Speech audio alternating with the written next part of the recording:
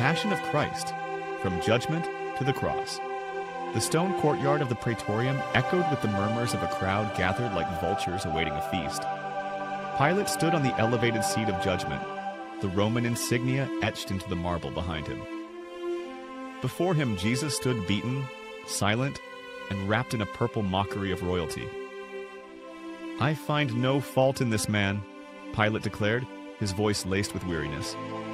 "But if it is your will..." The crowd howled, "Crucify him! Crucify him!" Pilate's wife, Claudia, stood in the shadows, eyes frantic. "Have nothing to do with this righteous man," she had pleaded earlier. But the wheels of fate ground on. With a ceremonial wash of his hands in a silver basin, Pilate turned to the centurions. "He is yours."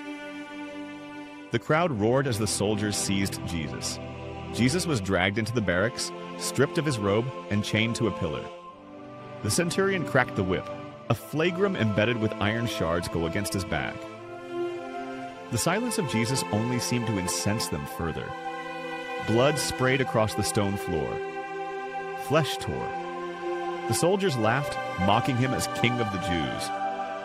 They twisted a crown of thorns and pressed it into his scalp, the barbs piercing skin. "Behold your king," a soldier cried, kneeling in cruel jest. Jesus collapsed, breath ragged, face bruised and swelling. The crossbeam was laid across Jesus' shoulders. He staggered into the sunlit street of the Via Dolorosa. Each step was agony. The crowd pushed and jeered. Some wept. Mary followed silently, her face pale as death. John was close behind her. Jesus stumbled. The cross slammed down with a thud. A centurion barked, "You! Help him!" Simon of Cyrene, a strong man pulled from the crowd, hesitated, then took up the beam. Together they walked, two strangers bound by suffering. As Jesus passed the women of Jerusalem, he whispered, "Do not weep for me, but for yourselves and your children." The gate of Golgotha loomed ahead, like the mouth of death itself. At Golgotha, the sky dimmed, though it was only noon. Jesus was thrown onto the cross. Nails were driven into his wrists and feet. The crack of the hammer echoed across the hill.